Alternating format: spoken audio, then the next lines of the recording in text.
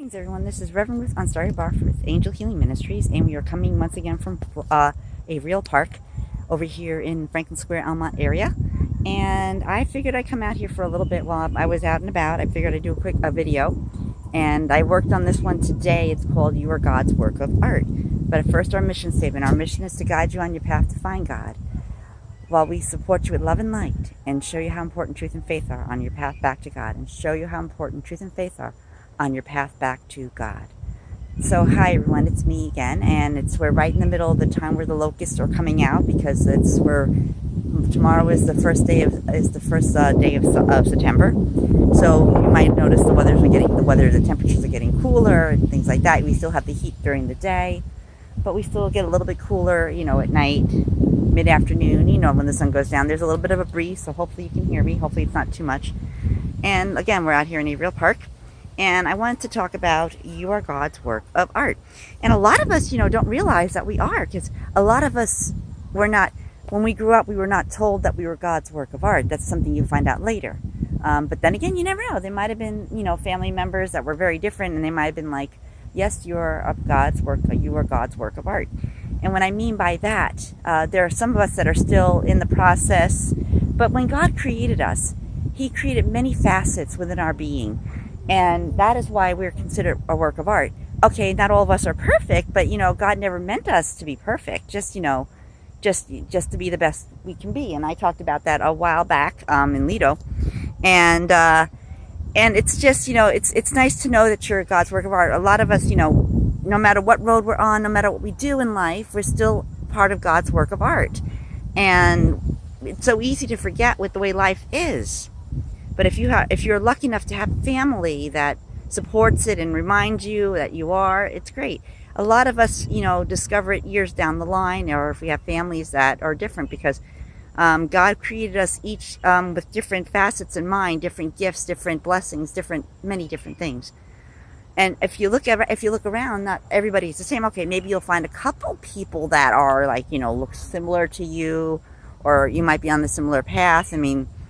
And when God creates, God does not create junk. We all know that. A lot of people may not realize it, but we do. God will not create junk, and we got to understand that, because we're not, God only creates, beautiful things, and we are considered beautiful in the eyes of God. And that's important, to feel that way, to feel that we're beautiful, to feel that we're handsome, to feel we're good, because it helps us with our self-esteem. It helps us build up. But no matter what, God is always working on us, no matter what. We go through so many things in life, so many challenges, so many things that happen, that at some point we may not, realize what's going on, because whatever happens in our lives, we're being sculpted. Basically, we're being sculpted by the hands of God, and God is, whatever you want to call it. And we're all created differently, very differently. Some of us, I've heard people say there are like maybe 7 or 9 people in the world, and everyone has a twin. I'm not 100% sure if that's true, because I see a lot of people looking different. We're all different. We all have different backgrounds. We all have different nationalities. We're all from different communities. And sometimes our paths, when they cross, they connect. And some of us reconnect to friends that we haven't seen in a long time, and discover that the connection is still there, that's still very strong. And it's just that as we're going through a lot of stuff, as we're going through a lot of stuff, God is sculpting us, because God is still working on us. There's a song out there, I forget what it's called, but it's one of the New Thought songs, and it's a beautiful song.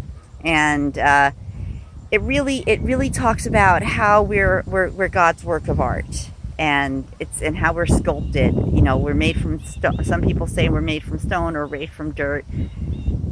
But you got to think of it, when you look at yourself, you aren't who you are. There had to be a creation, like a blueprint almost, to how we were going to look. God had a plan in mind for all of us. And with everything in our lives, some of us are ministers, others are spiritual leaders, others are, CEOs or powerful people, presidents, things like that. But we're all given different paths and different choices while we're there in heaven and being sculpted through life.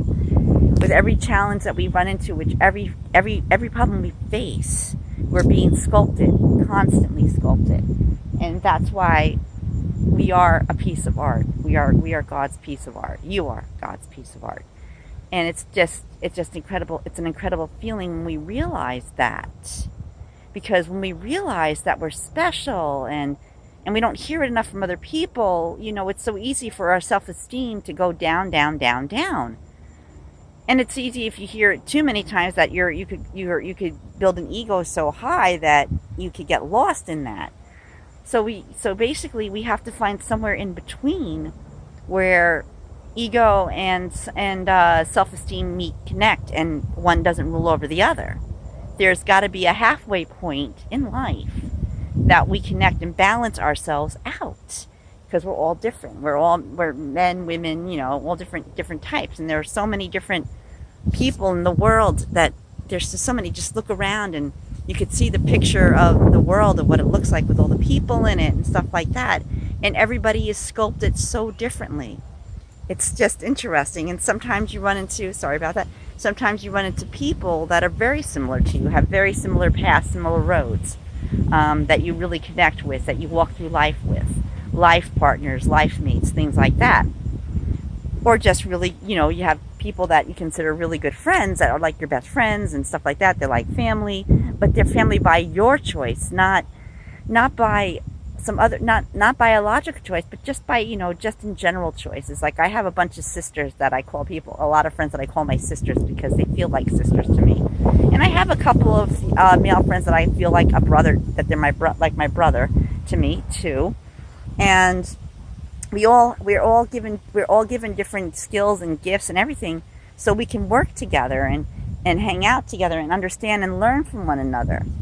And that's the whole entire plan, God's plan, as being of learning from other people, so we can create like something incredibly wonderful in this world. Because there's so many of us out there that feel like we don't know where we belong, where we fit in. But then again, that's why there's so many different kinds of people. There are artists and musicians and writers and CEOs and people that computer techies, things like that. Because everybody in our world, as part of who we are, as a part of the art that God created, has different skills that are meant to be not be jealous of, but are meant to be shared, are meant to be learned. I have a friend, Terry, who puts on a video and he can learn to do anything. It's incredible because he's got a mind that's so fast and quick, and he's such a good learner. And then there are those people that have to see a video more than once to understand it. Some people get it like that. Others just, take time. And there are people in the world that there's as quick as a whip, and then they're like, well, a little slow. But that's because God created us for different purposes. Because we learn so much from one another. I mean, art is to be admired. You're supposed to look at the world as beauty. You're admired by men. There are people that you're going to run into that will admire you for who you are. And there are people you're going to run into that you're going to admire. Because again, we are God's art, piece of art. We're like a piece of art to God. You are, you know what I mean. You are God's work of art. And there's just so much that I said this before, God is always adding new things to that sculpture or that statue or that person of you, that facet.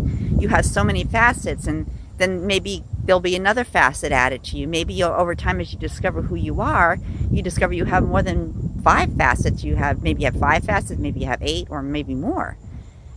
Again, there's just so much to learn, and you can learn so much. But you got to remember, no matter who you are or who you talk to, you are God's work of art. It doesn't matter if someone's telling you you're not pretty or you're not handsome. You just got to blow past that. But sometimes we come into the life with situations like that, so we can learn to find out who we are, so we can find out the kind of person we are and become the person who we're meant to be. And life happens, everything happens for a reason. I mean, you meet somebody, you've known somebody for years, but maybe you didn't connect back then, but yet the person was in your life. But maybe if you would have connected, maybe things would have been a very different story. We don't know. We don't know because we never experienced it. You have to look at it. Everything happens at the right time. And everything is all about timing and wonder and stuff, and just, just being in the moment. Because when we're in the moment, my friends, so many incredible things can happen to us.